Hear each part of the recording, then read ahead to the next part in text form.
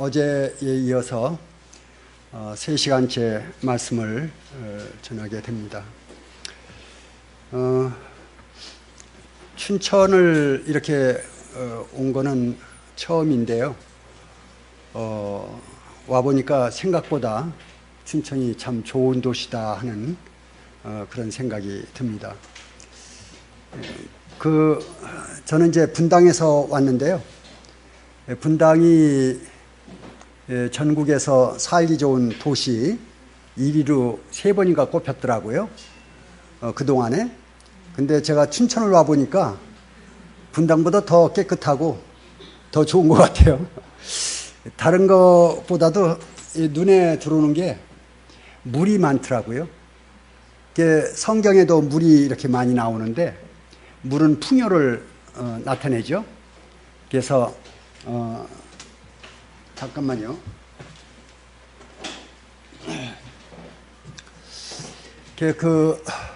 춘천에 여기저기 다녀보니까 전부 다 물이에요. 그래서 물이 가는 곳마다 이렇게 아주 풍성하게 많더라고요. 그래서 춘천에 살면은 목마를 염려는 없겠다 하는 그런 생각이 들었고요. 그 다음에 또, 춘천교회 어제 이제 식사를 저녁에 같이 했는데, 말씀하시는 거 들어보니까 자매님들이 한 가지씩 이렇게 준비를 해가지고 와서, 같이 식사를 한다고 그렇게 말씀을 하시더라고요. 보니까 음식이 보통이 아니에요. 그래서, 이 춘천교회 성도님들이 단합이 잘 되시는구나. 어제 그 음식을 대하면서 그런 생각을 좀 해보았습니다. 참 좋은 느낌이었고요. 또 청년들이 꽤 많으셔요. 그래서 참 든든하다 하는 그런 생각이 좀 들었습니다. 오늘 이제 3번째 시간인데요. 어제 공부했던 것을 잠깐 복습을 하고 본론을 들어가도록 그렇게 하겠습니다. 이 앞에 나와 있는 이 그림 제목 이름이 뭡니까? 새 예루살렘입니다. 저를 따라서 해봐 주세요. 새 예루살렘. 새 예루살렘입니다. 새 예루살렘이 누가 살 집이죠? 우리 집입니다. 여기 계신 모든 분들 우리 집이에요. 다른 사람 집이 아니고 우리 집입니다. 그래서 이 새 예루살렘은 우리가 하루나 1년이나 몇 년 살 그런 집이 아니고 앞으로 영원히 살 집입니다. 그래서 이 집은 이제 마지막 시간에 공부를 좀 할 텐데 얼마나 좋은 집인지 말할 수가 없습니다. 좋은 집 조건이 여러 가지가 있죠. 제가 이 집을 살아보니까 집에 좋은 조건들이 햇빛이 잘 들어야 좋더라고요. 그죠? 햇빛. 또 가급적이면 공기도 좀 좋아야 되고. 근데 그런 것도 좋지만은 편리도가, 그래서 자매님들 그런 얘기를 하죠. 동선 얘기를 합니다. 이 동선, 주방에서 움직이는 동선 있죠. 그런 동선들이 잘 이렇게 되어 있는 그런 집이 좋다고 그러고, 편리성 그런 게 이제 좋아야 되죠. 하여튼 이 집은 재료서부터 또 여러 가지 면에서 아주 훌륭한 그런 집이기 때문에 앞으로 여러분들이 우리 모두가 사는데 참 불편이 없고 아주 편리한 그런 집일 줄로 생각이 됩니다.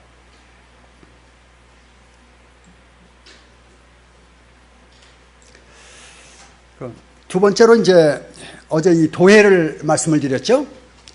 요한계시록 도회해서요. 또 한번 여쭤볼게요. 요한계시록의 주제 구절 몇 장 몇 절이에요? 1장 1절입니다. 그래서 1장 1절이 요한계시록의 주제 구절이죠. 예수 그리스도의 계시라 그랬습니다. 사도 요한의 계시가 아니고요. 예수 그리스도의 계시입니다. 그래서 이 계시록은 사도 요한은 기자고 저자는 예수님이시다. 예수님 계시록입니다. 그리고 이제 키구절이 몇 장 몇 절입니까? 예, 1장 19절이 키구절입니다. 그 19절 내용이 그러므로 내 본 것과 이제 있는 일과 장차 될 일을 기록하라. 그렇게 되어 있습니다. 그게 1장 19절이에요. 그래서 이 계시록은 1장 1절을 먼저 예수 그리스도에 대해서 공부를 하고 그리고 1장 19절에 와서 개요를 보여주는 것입니다. 내 본 것, 이제 있는 일, 장차 될 일. 요 세 가지입니다. 요 세 가지를 이제 공부하는 것이 계시록입니다. 그래서 1장 내용은 내 본 것, 예수님에 대한 내용이 쭉 되어 있고요. 이제 있는 일, 몇 장입니까? 2장, 3장. 그렇죠? 예, 여기 눈에 보이죠? 2장, 3장. 보고 대답하시면 돼요. 그 다음에 이제 장차 될 일은 몇 장서부터 몇 장까지입니까? 4장서부터 22장. 그렇죠? 그래서 이 장차 될 일을 또 셋으로 나누면은 4, 5장은 어디에서? 천상에서. 69장은 어디에서? 지상에서 7년 동안. 그리고 20장 이후는 천년왕국 영혼세계. 그래서 이 세 부분으로 나눠지게 되죠. 그리고 이제 그 지상에서 될 7년 환란 기간을 또 셋으로 나누게 되면 7인, 7나팔, 7대접. 그래서 심판이 이 세 가지가 됩니다. 7인, 7나팔, 7대접. 그래서 이것이 이 요한계시록의 모든 내용을 담고 있는 그래프입니다. 그래서 이 안에서 이제 1장을 상세하게 자기가 아는 대로 공부해 가면서 여기다 집어넣으면 돼요. 그렇게 공부하시면 돼요. 제가 공부하는 방법을 가르쳐 드리는 거예요. 그 다음에 이제 있는 2장, 3장에서 7교회가 나오죠. 에베소, 스무나, 버가모, 두아디라, 사데, 빌라델피아, 라우디게, 빌라델피아 7교회가 나오죠. 이 7교회에 대한 개요를 2장, 3장에다가 이제 쭉 또 집어넣으면 돼요. 이 칸이 적게 되면은 1장에 대한 거 한 장 다시 만들고 2, 3장에 대한 거 다시 만들고 해서 이렇게 자기가 적어 놓으시면 돼요. 그렇게 하면서 공부하시면은 이 틀 안에서 공부가 되고 벗어나지는 않습니다. 그 다음에 이제 4, 5장. 4장은 무엇에 대해서 기록되어 있다고 말씀드렸죠? 4장. 심판 장소입니다. 예. 하나님께서 심판하실 그 장소를 보여주고 있습니다. 5장은요, 심판장. 그죠? 예, 5장은 심판장입니다. 예. 입으로 아셔도, 아시면서 그냥 우물우물 하지 마시고, 이렇게 자꾸 떼내세요. 그래야 건강에 좋습니다. 그 다음 이제 6장에서 19장, 이거는 지상에서 있을 일이라고 그랬죠. 지상에서 있을 일. 지상에서 있을 일인데, 이것에 대해서, 7년 동안의 기간을 한 가운데 집어넣어 놨어요. 예. 그래, 이게 문제예요.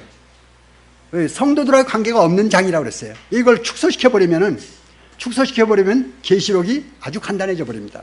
가운데 걸 연수대로 2, 3장이 2000년이거든요. 2, 3장이.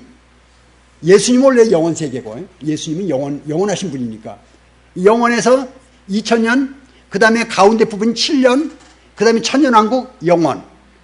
그래서 연수대로 압축시켜버리면은 7년은 완전 쪼그라들겠죠. 그죠? 예. 그러면 공부하는데 아주 싱겁게 돼버려요. 공부가 아주 쉬워져 버립니다. 예. 그렇게 생각하세요.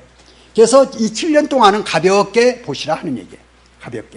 가볍게 보시고, 너무 세밀하게 보셔도 크게 지장은 없겠지만은, 그렇게 낭비할 필요 없이 가볍게 보시고, 우리가 중점적으로 공부해야 될 부분이 어딜까요? 어디겠습니까? 예, 저 20장, 사실은 20장, 22장 저게요. 맨 끝부분이에요. 저기에 관심을 둬야 돼. 우리가 관심을 둬야 될 부분은 저쪽에 관심을 둬야 돼. 1장은 예수님에 대해서 사복음서에서 배우고 사도행전에서 배우고 서신서에서 배우고 또 구약에서도 예수님 많이 배우죠. 예. 2, 3장 교회사 아닙니까? 교회사 뭐 큰 적 없죠. 그래서 대충 개요를 말씀을 드렸는데 조금만 좀 더 보겠습니다.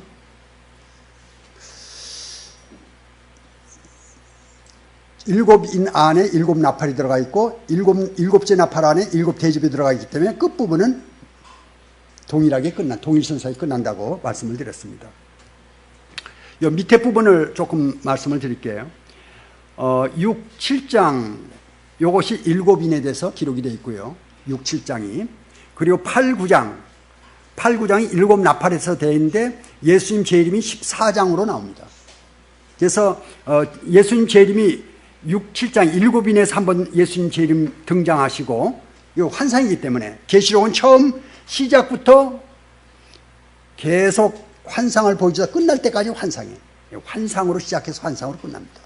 사도 요한이 환상을 하나님께서 보이신 환상을 보고 사도 요한이 그 당시에 필체로 기록한 것이 사도 요한계시록입니다. 그 다음에 이제 15, 16장이 일곱 대접에 대해서 나오는데 그 대접에 예수님 재림 나오시는 것이 19장이 되겠습니다. 그리고 이제 삽입장이 나오는데 10장에는 힘센 천사가 나옵니다.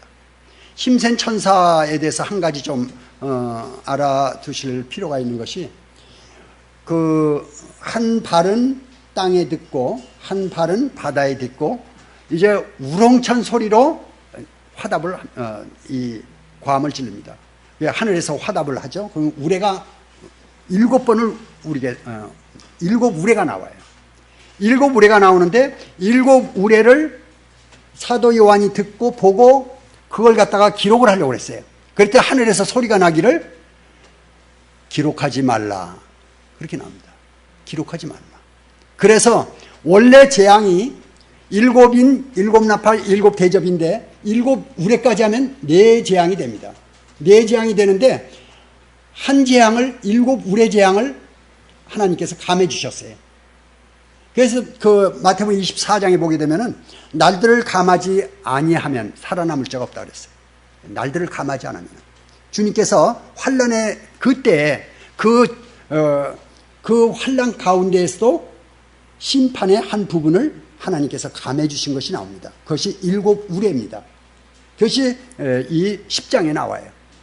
그리고 이제 거기에 뭐가 나오냐면은 그 천사의 손에 작은 책이 들려 있어요. 작은 책이 들려 있는데 이 책을 갖다가 먹으라 그럽니다. 그래서 사도 요한이 그 책을 갖다가 이렇게 먹는데 입에는 달고 배에 들어가니까 쓰다고 그랬어요. 그게 뭡니까? 이제 그 심판의 중간에서 천사가 나와가지고 그 책을 주는데 그 책의 내용이 심판의 내용인 것으로 보입니다. 심판의 내용이에요. 그래서 달되는 건 뭐예요? 마귀 사탄으로 인해서 악인들이 이 세상에서 엄청스럽게 죄악을 많이 저질렀어요. 거기에 대해서 하나님께서 이제 징벌을 하시는 겁니다. 그걸 대할 때 이제 여러분들은 지금 얼마나 평화로운 세상에 삽니까? 그런데 이 교회사를 공부하다 보면은 피 흘림의 역사라는 책이 있어요. 폴 부시가 진. 그걸 보게 되면은 너무너무 비참해요. 그리스도인들이 너무너무 비참한 삶을 살았습니다. 특히 AD 1년부터 AD 300년까지 그때 이제 열 황제가 나오게 되거든요. 그 황제 때 엄청난 핍박이 나옵니다.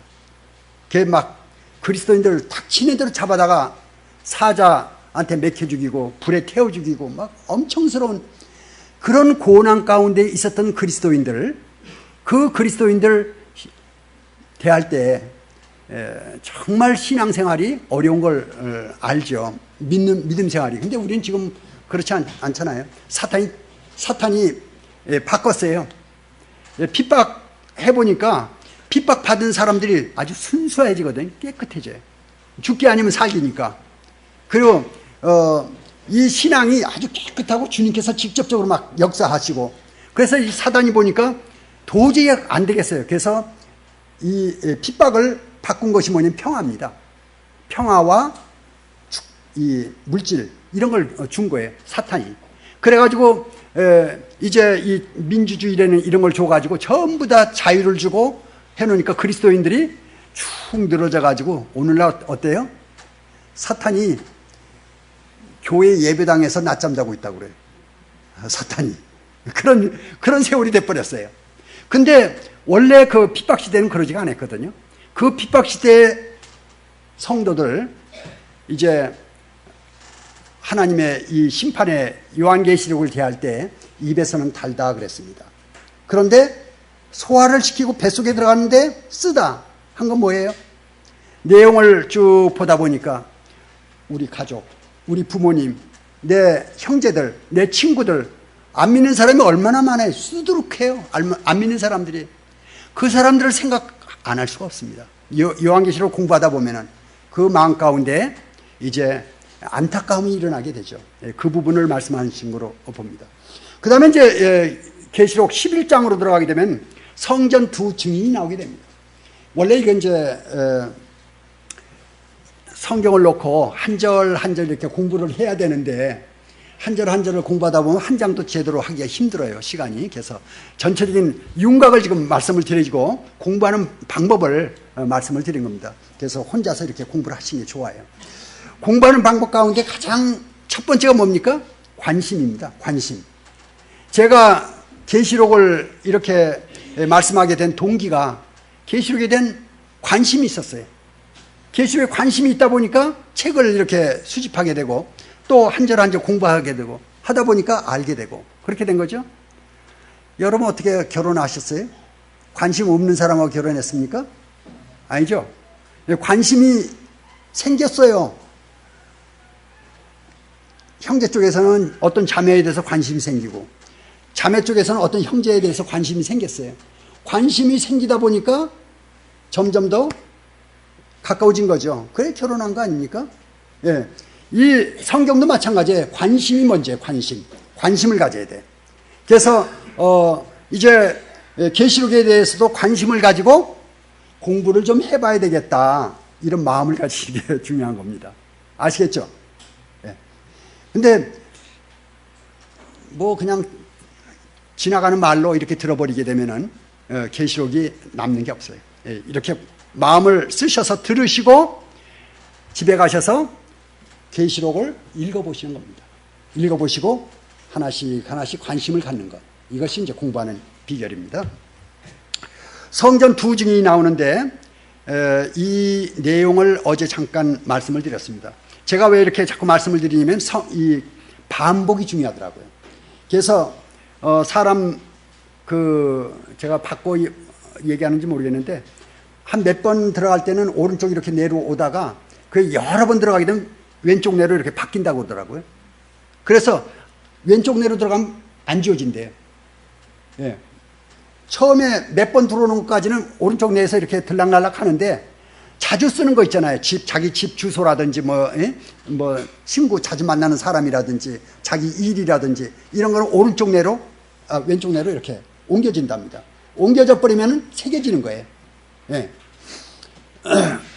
이 계시록이 처음 대할 때는 너무 생소해가지고 한 번 얘기했는데도 조금 들어오다가 나가버려요. 두 번째 얘기하면 조금 더 들어가요. 세 번째 얘기하면 조금 더 들어가고. 그래서 여러 번 반복해서 들으면 계시록이 이 안에 들어와 있더라고요. 그래서 이 반복이 중요하다. 예. 그 반복을 해드리는 거예요. 그래서 이 계시록이 이 도해가 머릿속에 이렇게 안착이 되면은 계시록 하면 이게 떠오르는 거예요. 그리고 공부할 때, 계시록 공부할 때 이게 그림이 들어오면은 공부하기가 아주 쉬워집니다. 그래서 제가 반복을 하는 거예요. 성전 두 증인은 중가운데 나오지만은 초반에 나오는 사실로 제가 어제 말씀을 드렸습니다. 그래서 일단 휴거가 딱 되고 나면은 세계 정부가 들어선다고 그랬습니다. 그 세계 정부는 현재 그림자 정부로 준비 중에 있어요. 지금 이 세계의 실력자들은 그림자 정부입니다. 그래서 IMF라든지 또는 빌더버그라든지 이런 내용들을 젊은 사람들 전부 다 검색해보면 금방 다 나와요. 빌더버그 하면 쫙 뜹니다. 예. 일루미나이티 쭉 다 떠요. 그림자 정보 쫙 떠요. 또 프리메이션 그런 것도 다 뜨고, 그것이 이스라엘 유태인들의 그 깔려있는 그림들이에요. 예, 그림자 정보입니다. 그 그림자 정보가 좀 형성이 돼가고 있는 중에 있어요. 그래서 그들이 휴거가 딱 되고 나면은 전면으로 딱 들어서게 됩니다. 세계 정보가 딱 들어서요. 예. 그 세계 정보가 좀 준비 중에 있다 하는 것입니다. 그래서 세계 정보가 딱 들어서면서 이스라엘과 먼저 평화조약을 체결하게 됩니다. 평화조약이 되면 바로 즉시 제3성전을 지으려고 제3성전 준비가 다 되어 있어요. 요 시간 끝난 다음에 시간이 되면은 제가 제3성전 이렇게 해놓은 거 간략하게 해놓은 게 있어요. 한 몇 분짜리인데 좀 보여드릴. 어제 보니까 안 보신 분들이 너무 많아요. 지금 이 시대가 어느 시대인지를 알고 사시라는 얘기예요. 이 시대가 오늘 이 시간에도 주님이 나팔 소리를 들려줄 수 있는 시간이에요. 그래서 그 성경학자들이 어느 분이 그런 얘기를 써놨더라고요. 이 축구 경기를 하게 되면 전반전, 후반전, 그 다음에 연장전이 있죠.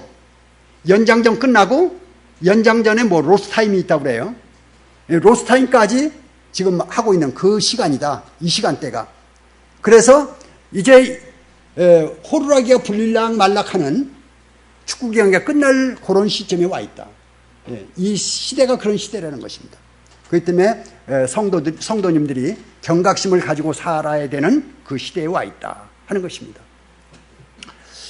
이 성전의 두 증인이 이제 등장하게 됩니다. 14만 4천, 성전이 지어지면서 14만 4천이 일어나게 됩니다.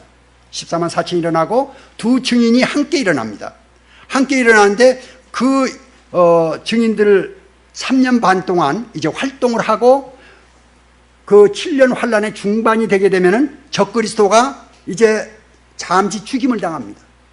죽임을 당했다가 다시 살아나요. 그것이 계시록 13장입니다.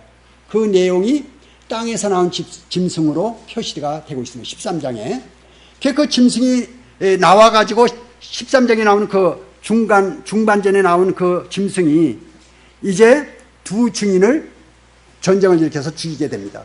그리고 3년 반을 그 짐승이 활동을 하게 되죠. 이렇게 맞으면은 아주 딱 떨어져요. 근데 그 증인이 중반전서부터 활동을 한다 그러면은 그 다음에 3년 반을 또 짐승이 또 활동을 해야 돼. 안 맞아요, 도대체. 예. 그래서 이 두 증인은 초반전으로 이렇게 두는 것입니다. 계시록을 이제 보시면서 생각을 해보시면 되겠습니다. 성전의 두 증인이 그렇게 활동을 하는 것이 나오고, 이제 죽인 다음에 3일 반 동안 그 당시에 그 믿지 않는 사람들이 시체를 이 큰 거리에다가 이렇게 널려놓습니다. 근데 이스라엘의 문화는 시체를 굉장히, 우리나라도 좀 존중하는 것이 있어요. 다른 데는 안 가도 장례식은 아주 열심히 찾아다닙니다. 한국 사람 풍습이에요. 근데 이스라엘도 하여튼 이 장례식을 굉장히 엄숙하게 하고 존중합니다.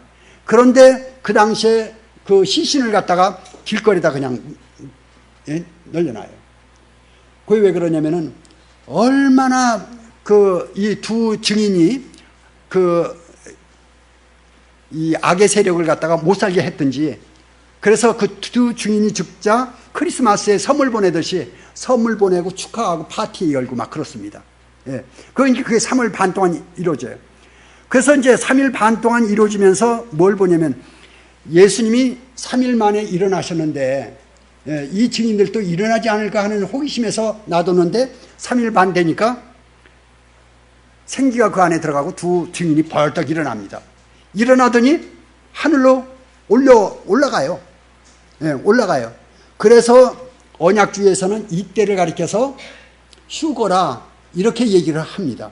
그런데 이 휴거가 아니고, 물론 두 사람은 휴거죠. 그렇지만은 이 두 증인에 대한 휴거고, 휴거는 이제 4장 1절에서 이루어집니다. 올라오라 하게 되죠. 4장에서. 요한계시록 4장에서 2장 3장이 교회사입니다. 2장 3장이 교회사가 끝나고 4장 1절에서 올라오라 하는 하늘이 열리고 소리가 나서 올라오라 합니다. 그 올라오라는 소리에 이제 사도 요한이 올라가게 되는데 그것을 휴고의 그림자로 보게 됩니다. 그래서 그때 휴고가 됩니다. 여기서 잠깐 짚고 넘어가야 될 부분이 있는데요. 그때 그 휴고가 될 때 이제 사도 요한이 올라가서 보니까 보좌가 있고 그리고 24장로들이 둘러 앉아 있는데 거기에 금멸요관을 쓰고 앉아 있습니다. 그 24장로가 나와요. 그 장로들을 가리켜서 이제 두 부류를 이렇게 나눠줍니다. 한 부류는 신구약의 성도의 대표라 이렇게 얘기합니다. 또 한 부류는 신약 교회의 성도들로 이렇게 분리를 합니다. 그게 얼마 전까지만 해도 막상막하였어. 근데 최근에 와가지고는 확실하게 드러난 것이 뭐냐면은 그거는 이제 구약이 성도가 아니고 신약 성도다. 그 오늘 다음 시간에 그거에 대한 것을 자세히 또 좀 풀어드리겠습니다. 그래서 휴고 때에는 신약 성도만 휴고를 합니다. 휴고 때 누가 부활한다고요? 신약교회 성도입니다.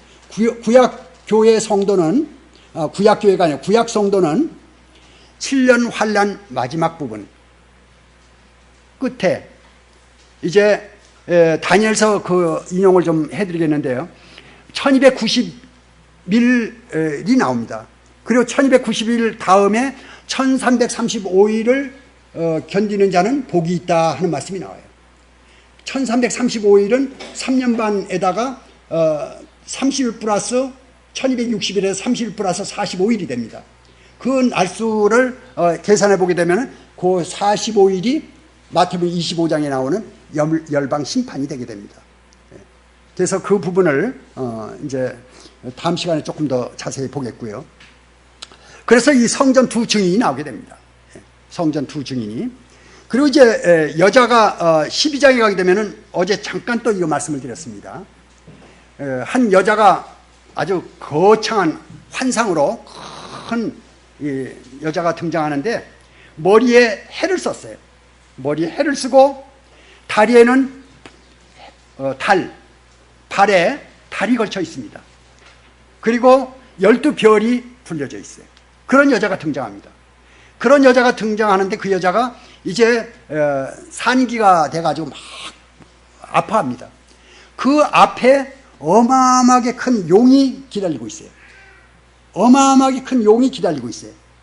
그래서 애가 태어나면은 그 애를 잡아먹으려고 하고 있습니다.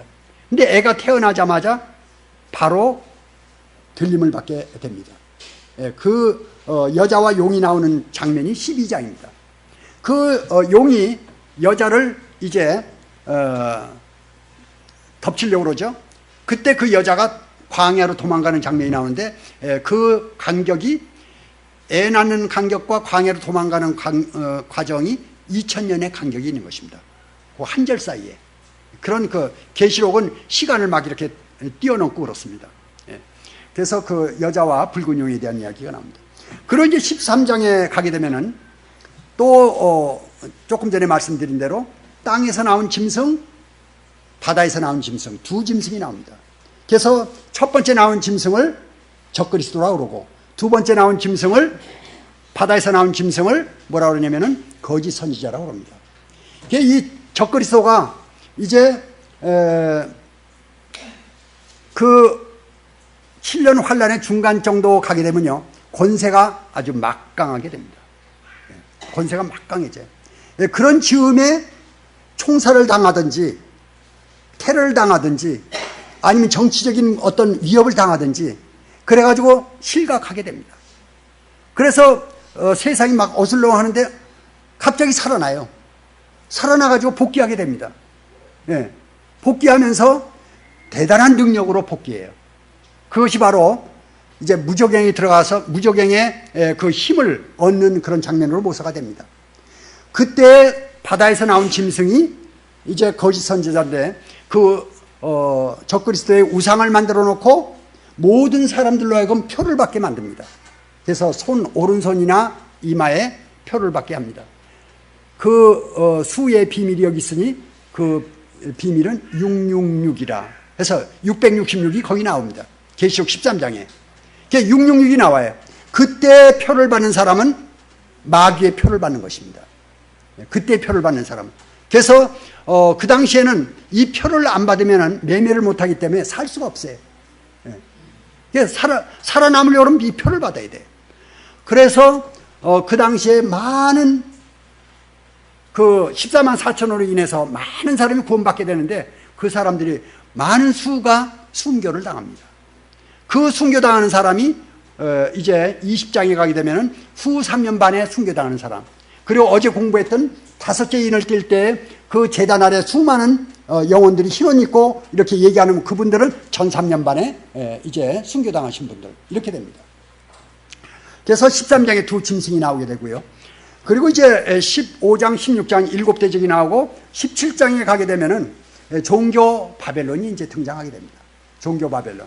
그래서 어제 또 말씀드렸죠.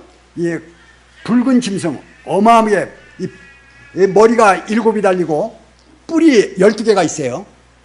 그리고 아주 그냥 아주 흉층스럽게 생긴 붉은 짐승이, 그런 짐승을 보니까 그 위에 어떤 여자가 그 화려한 옷을 입고 치장을 엄청나게 많은 치장을 한 그런 여자가 그 짐승 위에 올라타 있는 거예요. 그런 짐승이 그 여자하고 그 짐승이 나옵니다. 그런데 거기서 설명하기를 망국을 올라탄 여자다. 그것이 뭐냐면 통합종교입니다. 얼마 전인데, 얼마 전에 꽤 오래된, 한 10여 년 된 것 같습니다. 동아일보에 뭐라고 났냐면은 그 바티칸 천주교 있죠. 거기에 이거 녹음 다 되나요? 녹음돼요?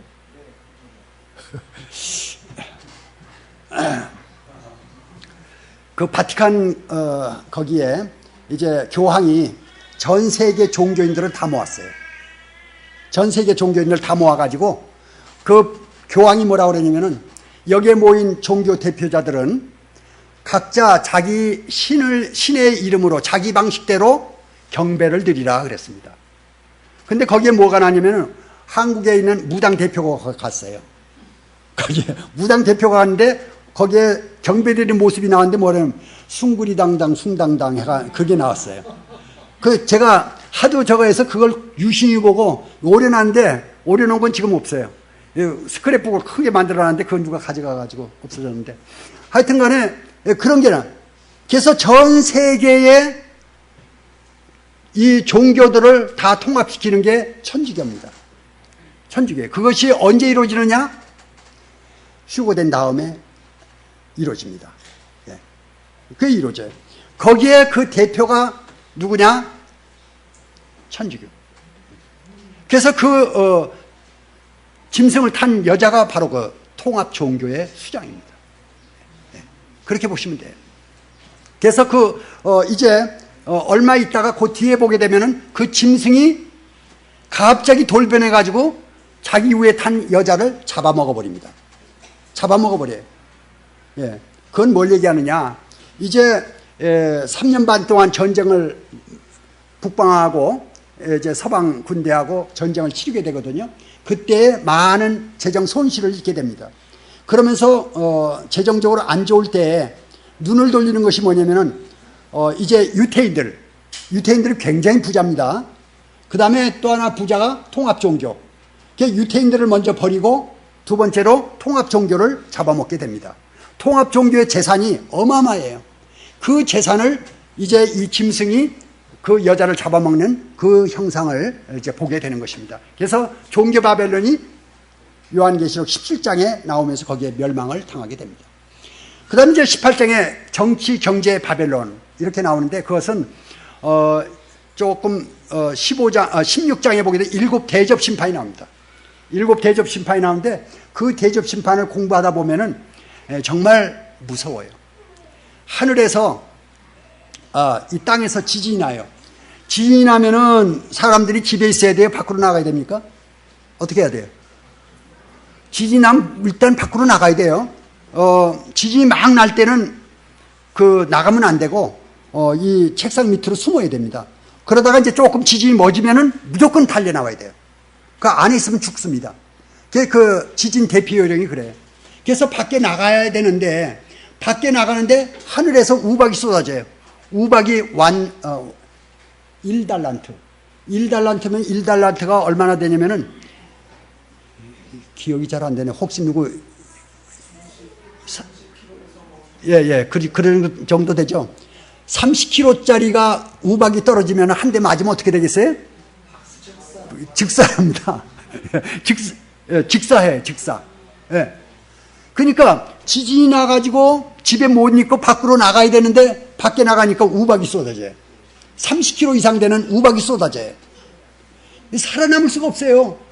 그런데 지진이 얼마나 심하냐면은 지진이 옆으로 흔드는 지진도 있지만은 위아래로 흔들리는 지진이 있어요. 이게 무섭대요. 저희 성도님 한 분이 지금 이제 소천하셨는데 그 LA에 살다 오셨거든요. 지진이 났는데 갑자기 위로 친 거예요.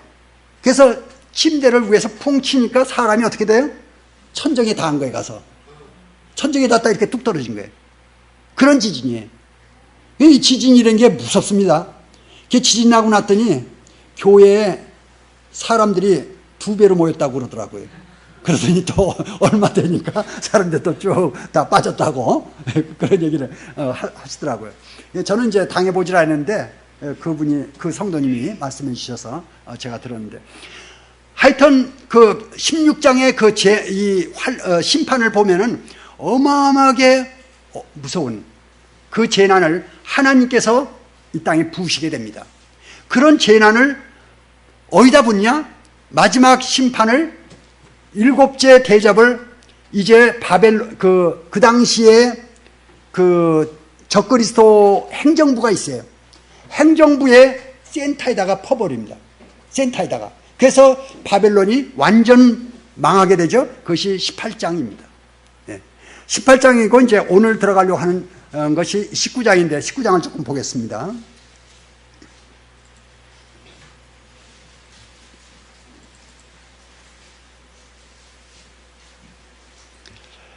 19장 1절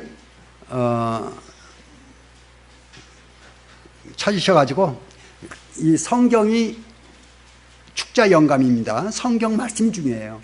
성경 말씀을 먼저 잘 보시고 그 다음에 주님께 그 해석을 구하시는 것이 좋겠습니다. 1절을 같이 한번 읽어 보겠습니다. 시작. 일 후에 내가 들으니 하늘에 허다한 무리에 큰 음성 같은 것이 있어 가로되 할렐루야, 구원과 영광과 능력이 우리 하나님께 있도다. 이 일 후에 하는 것은 17장까지입니다. 18장까지. 그래서 지금 19장이 1절 아닙니까? 바벨론, 종교 바벨론, 정치 바벨론, 모든 바벨론 그 악의 세력이 정리가 됐어요. 거기에 이제 심판이 내려졌어요. 실제적으로 그 일이 있고 난 이후에 내가 들으니 하니까 이제 환상을 보는 가운데 소리가 들리는 거예요. 들리는데 뭐냐면 하늘에 허다한 무리에 큰 음성 같은 것이 있어 가로되 할렐루야. 할렐루야가 울려 퍼집니다. 할렐루야 어제 말씀을 드렸죠.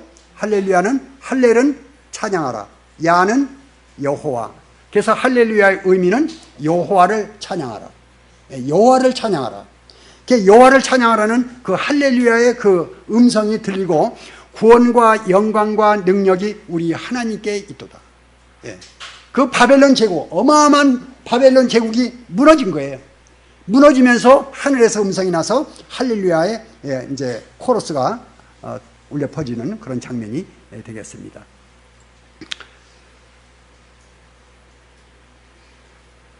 2, 3절 또 같이 좀 읽어주시죠. 시작. 그의 심판은 참되고 의로운지라 음행으로 땅을 더럽게 한 큰 음녀를 심판하사 자기 종들의 피를 그의 손에 갚으셨도다 하고, 두 번째 가로되 할렐루야 하더니 그 연기가 세세토로 올라가더라. 그의 심판은 참되고 의로운지라. 하나님은 이제 의로우셔요. 은혜 시대 때도 의로우시지만은 이제 환란 시대 때 그 심판하시는 심판도 하나님은 의로우시다라고 이렇게 기록이 됐죠. 의로운지라 음행으로 땅을 더럽히게 한 큰 음료를 심판하사, 계시록 17장이 되죠. 자기 종들의 피를 그 손에 갚으셨도다 하고 두 번째 가로되 할렐루야 하더니 그 연기가 세세토록 올라가더라. 그래서 심판의 그 연기가 올라가는 장면을 이렇게 묘사를, 시적인 묘사로 한 것입니다.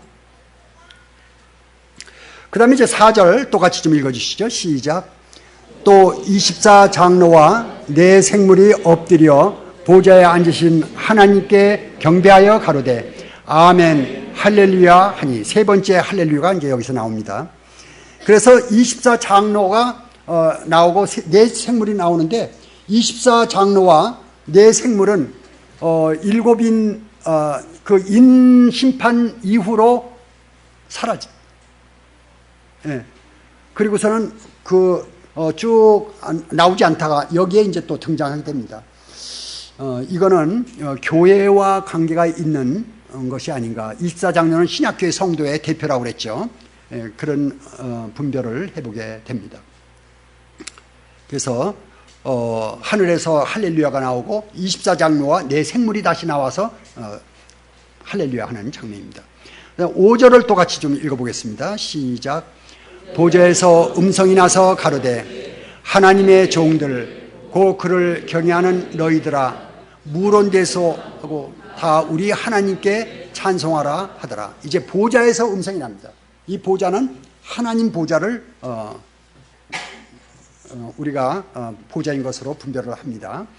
음성이 나서 가로되 하나님의 종들 곧 그를 경외하는 너희들아. 성도님들 외에는 경외할 자가 없습니다. 그를 경외하는 너희들아 무론대소하고 다 우리 하나님께 찬송하라 하더라. 그래서 찬송을 종용하게 되죠. 그 다음 또 6절로 넘어가겠습니다. 6절 같이 또 읽어주시죠. 시작. 또 내가 들으니 허다한 무리의 음성도 같고 많은 물소리도 같고 뇌성도 같아서 가로되 할렐루야 주 우리의 하나님 곧 전능하신 이가 통치하시도다. 내가 들으니, 이 내가는 사도 요한입니다. 허다한 무리의 음성도 같고 많은 물소리, 많은 사람의 음성보다는 물소리가 더 큽니다. 폭포소리, 많은 물소리. 나이아가라 폭포에 한번 가본 적이 있는데 그 밑에 그 가까이 가니까 물소리 때문에 옆에 사람하고 말을 할 수가 없어요. 물소리가 너무 셉니다. 많은 사람의 말소리보다도 많은 물의 물소리가 더 큽니다. 그 다음에 큰 뇌성, 물소리보다 더 큰 것은 뇌성이에요. 우르렁 꽝 하고 갑자기 천둥 번개가 치면요, 간담이 아무리 센 사람도 기가 빠져가지고, 예? 기가 축 빠져요. 아무리 사람으로, 아무리 이 담이 세고, 예? 뭔가 센 사람도 벼락 쳐봐요. 벼락 치면요, 이게 가만히 있질 않습니다. 그만큼 세요. 그래서 많은 물소리보다는 큰 뇌성이 더 셉니다. 점점 세지는 거예요. 뇌성도 같아서 가로되 할렐루야, 할렐루야 소리 이렇게 나오는데 그 소리가 점점 더 커진다 하는 표현을 이렇게 했습니다. 우리 하나님 곧 전능하신 이가 통치하시도다. 얼마나 이 말씀이 좋은 말씀인지. 계시록을 1장부터 이렇게 공부를 쭉 하다 보면 여기 와서 하나님의 통치가 나옵니다. 이게 클라이맥스예요. 하나님의 통치가 클라이맥스예요. 성도님들도 많은 고난을 당하는 것이 왜 그렇습니까? 자기 멋대로 하기 때문에 당하는 거 아니에요? 저도 마찬가지예요. 저도 많은 경험을 가지고 있어요. 제 마음대로 해가지고. 그거 빨리 끝내야 되는데 끝내질 못해요. 또 일어나고 또 일어나고. 게다가 나중에 이제 올사금 많이 바치고, 그죠? 네. 많은 세월 허비하고 많이 두들겨 맞고 많이 하나님 손에 다스림을 받은 다음에 주님 마음대로 하십시오. 저는 이제 할 수 없습니다. 주님께 이제 드릴 때 주님이 내가 젊어서는 네 마음대로 뛰고 다녔지만은 늙어서는 다른 사람이 내게 와서 띠를 띠고 데려가리라. 베드로한테 얘기했던 그 말씀들이 모든 성도님들한테 적용이 되죠. 이제 하나님의 통치가 이루어집니다. 교회도 마찬가지고 역사적으로 마찬가지고 개인 성도에게도 마찬가지입니다. 하나님의 통치가 이루어지는 것이죠. 그 다음 7절로 넘어갑니다. 같이 또 읽어주시죠. 시작. 우리가 즐거워하고 크게 기뻐하여 그에게 영광을 돌리세. 어린 양의 혼인 기약이 이르렀고 그 아내가 예비하였으니. 우리가 즐거워하고 크게 기뻐하여. 여기에 즐거워하다는 것은 속으로 즐거워하는 거예요. 원어적으로 카이로라는 단어를 썼는데 이 헬라어의 이 카이로라는 단어는 속으로 마음속으로 기뻐하는 것을 말하는 것이고, 그 다음에 아갈리아오라는 단어를 썼는데 이 기뻐한다는 단어는 겉으로 하는 거예요. 막 표현하는 거예요. 막 기쁘다고 뛰는 거예요. 이게 아갈리오예요. 그래서 카이로라는 단어하고 아갈리오라는 단어가 내적으로 외적으로 이렇게 기뻐하는 것입니다. 그래서 기뻐하는데 즐거워하고 크게 기뻐한다는 것은 내적으로 기뻐하고 외적으로 기뻐하고 표현하고 하는 그 기쁨을 나타내면서 하는 얘기가 그에게 영광을 돌리세. 어린 양의 혼인 기약이 이르렀고 그 아내가 예비된다. 이 장면이 바로 하나님이 창세전에 마음속에 그리던 그림입니다. 소녀들 15, 16대게 되면 속에서 안개가 피어오르듯이 꿈들이 막 피어오르죠. 소년들도 마찬가지고요. 그것이 뭡니까? 하나님께서 이 DNA 가운데 다 그걸 기록하셨죠. 이제 어렸을 때는 이렇게 누워있다가 때가 되면은 뒤집기 하고, 그 다음에 네 발로 걷고 일어서고, 이게 사람 DNA 다 하나님이 기록해 놓으신 대로 사람이 그 과정을 발박하는 것입니다. 그랬다가 이제 사춘기가 되게 되면은 이성을 그리는 마음을 또 바라게 만들죠. 그게 이제 터지는 게 그 부분이. 그래서 이성에 대한 이런 꿈을 꾸게 됩니다. 이런 과정들이에요. 그런데 그래서 이 사람의 가장 일생 가운데 화려한 가장 아름다운 기간이라고 그러면은 이제 배우자와 만나서 사랑을 약속하고 결혼하는 그 장면. 그게 이제 클라이맥스입니다. 하나님께서 이 우주적으로 한 이 결혼식, 우주의 이 결혼식, 이것이 하나님의 우주에 보여주는 가장 아름다운 그림인 것으로 이렇게 봅니다. 8절로 넘어가겠습니다. 같이 읽어주시죠. 시작. 그에게 허락하사 빛나고 깨끗한 세마포를 입게 하셨은즉 이 세마포는 성도들의 옳은 행실이로다. 그래서 세마포를 입게 하셨는데 성도들의 옳은 행실이다 하고, 성도들의 그 행실, 이 행실에 대해서 한 가지 말씀을 좀 드리고 싶은 게 있는데, 신앙이라는 것은 잘 아시는 거지만은 우리가 처음 시작할 때 잘 모르는 부분들이 였죠. 저도 몰랐었어요. 주님을 위해서 이제 구원을 받았으니까 뭔가 내가 좀 해야 되지 하고 주님을 위해서 일하는데, 그 일하는 것이 바리새인 것 같아요. 바리새인들이 하나님을 위해서 일했는데 예수님을 십자가에 매달았잖아요. 주님을 이겨먹는 게 성도의 시작입니다. 주님을 이겨먹어요. 내 마음대로 막 하는 거예요. 주님한테 순종하지를 못하고 주님한테 이겨먹는 신앙, 이거는 세마포가 아닙니다. 옳은 행실이 아니에요. 옳은 행실은 뭐냐면은 이제 주님께 순종하는 것입니다. 가라면 가고 오라면 오고 일어서면 시간을 모릅니다. 우리가 잘 몰라요. 일어설 때 언제 일어서야 되는지, 언제 앉아야 되는지, 언제 가야 되는지 모를 때가 너무너무 많아요. 분별이 잘 안 돼. 분별이. 첫째는 분별이 돼야 돼요. 신앙 가운데 분별이 돼야 돼요. 분별은 어떻게 옵니까? 주님 말씀을 가까이 하고 주님과 함께 가까이 했을 때 민감해지죠. 영적으로 민감해지게 되면 성령님께서 인도하시는 것을 알게 됩니다. 그래서 뭘로 인도하시냐면 평안으로, 평강에서 평안으로 인도하십니다. 마음의 평강이 깨지면은 주님께 즉시 자백해야 돼요. 신앙생활에 주님의 그림자는 평강입니다. 그래서 주님을 붙잡으면은 마음에 심령에 평안이 있어요. 평안을 구하면은 주님을 놓쳐요. 평안을 구하지 마시고 주님을 붙잡으시는 것입니다. 신앙생활은. 그러다 보면은 이 심령 가운데 평안이 유지가 돼요. 그 평안이 유지가 된다는 것은 잘 가고 있는 증거예요. 심령의 평안, 세상에 주는 그 평안 말고 주님이 주신 평안이 있습니다. 그 평안의 길로 이렇게 가는 것입니다. 그것이 믿음이에요. 그것이 주님께서 가라면 가고 오라면 하고, 주님께서 이 자매님들 예를 들어서 뭐 형제님들도 마찬가지예요. 뭐 좀 풀을 깎고 있는데 주님이 느닷없이 야, 너 저 옆에 밭에 있는 저분한테 가서 말씀 좀 전해보지 않겠냐? 속에서 그런 생각이 이렇게 일어날 수가 있어요. 주님, 저 사람이요 막 대적하는 사람이에요. 예. 그리고 저 지금 바쁜데요. 그래요. 그 자기 주님한테 막 대들죠. 이제 주님하고 싸우는 거예요, 한참 동안. 근데 주님이 자꾸 부담을 줄 수가 있어요.